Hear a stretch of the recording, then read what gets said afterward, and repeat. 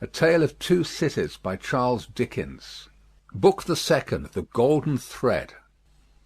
Chapter 20. A Plea.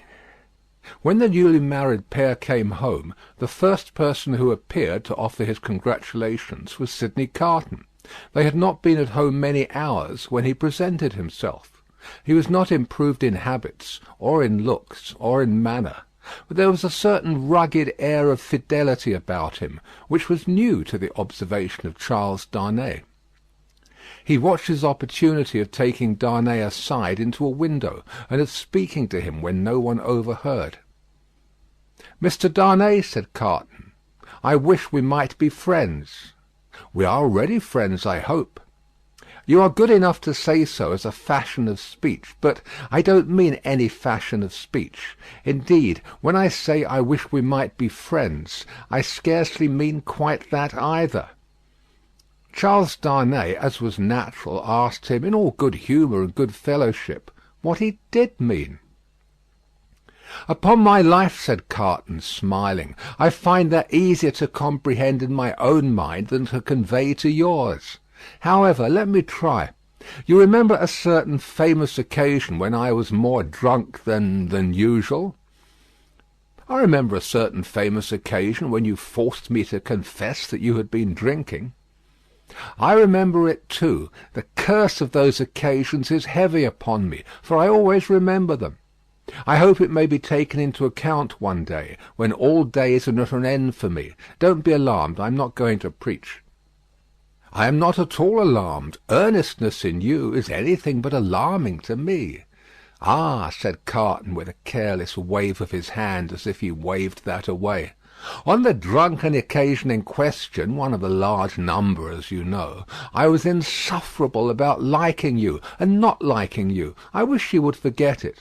"I forgot it long ago." "Fashion of speech again. But, Mr. Darnay, oblivion is not so easy to me as you represent it to be to you. I have by no means forgotten it, and a light answer does not help me to forget it." "If it was a light answer," returned Darnay, "I beg your forgiveness for it. I had no other object than to turn a slight thing, which, to my surprise, seems to trouble you too much, aside. I declare to you, on the faith of a gentleman, that I have long dismissed it from my mind." "Good heaven, what was there to dismiss? Have I nothing more important to remember in the great service you rendered me that day?" "As to the great service," said Carton, "I am bound to avow to you, when you speak of it in that way, that it was mere professional claptrap. I don't know that I cared what became of you when I rendered it. Mind, I say when I rendered it. I am speaking of the past." "You make light of the obligation," returned Darnay, "but I will not quarrel with your light answer."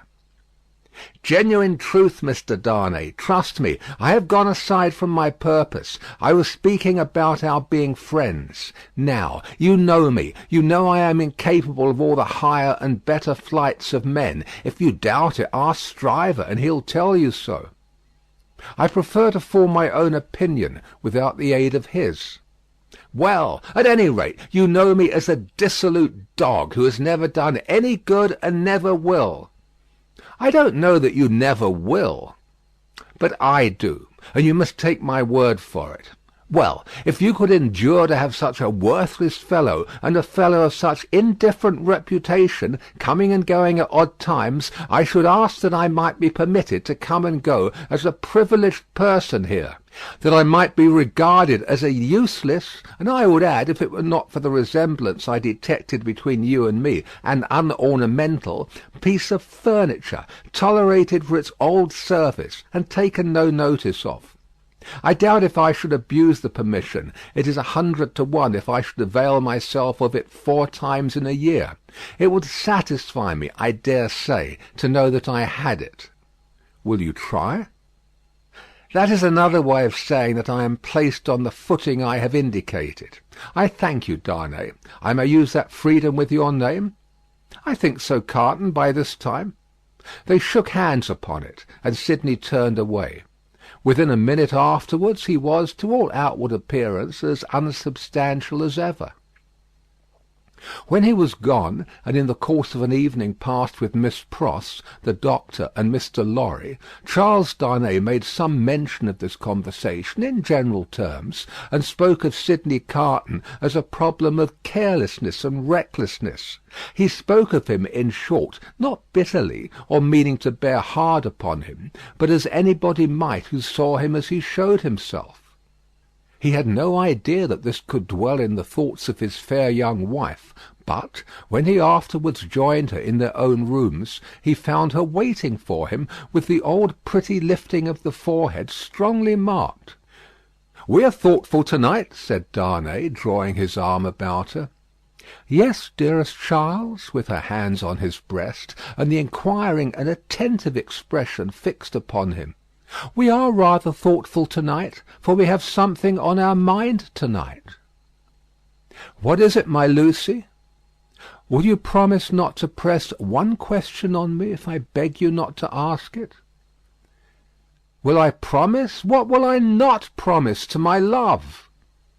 What indeed, with his hand putting aside the golden hair from the cheek, and his other hand against the heart that beat for him. "I think, Charles, poor Mr. Carton deserves more consideration and respect than you expressed for him to-night." "Indeed, my own? Why so?" "That is what you are not to ask me. But I know he does."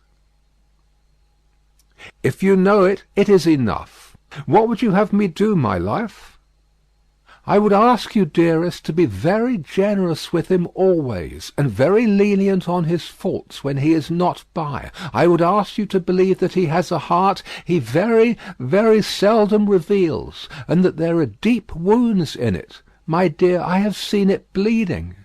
"It is a painful reflection to me," said Charles Darnay, quite astounded, "that I should have done him any wrong. I never thought this of him." "My husband, it is so. I fear he is not to be reclaimed. There is scarcely a hope that anything in his character or fortunes is repairable now. But I am sure that he is capable of good things, gentle things, even magnanimous things." She looked so beautiful in the purity of her faith in this lost man, that her husband could have looked at her as she was for hours. "And, oh, my dearest love," she urged, clinging nearer to him, laying her head upon his breast, and raising her eyes to his, "remember how strong we are in our happiness, and how weak he is in his misery." The supplication touched him home. "I will always remember it, dear heart. I will remember it as long as I live." He bent over the golden head, and put the rosy lips to his, and folded her in his arms. If one forlorn wanderer then pacing the dark streets could have heard her innocent disclosure, and could have seen the drops of pity kissed away by her husband from the soft blue eyes, so loving of that husband, he might have cried to the night, and the words would not have parted from his lips for the first time. God bless her for her sweet compassion. End of Book 2, Chapter 20.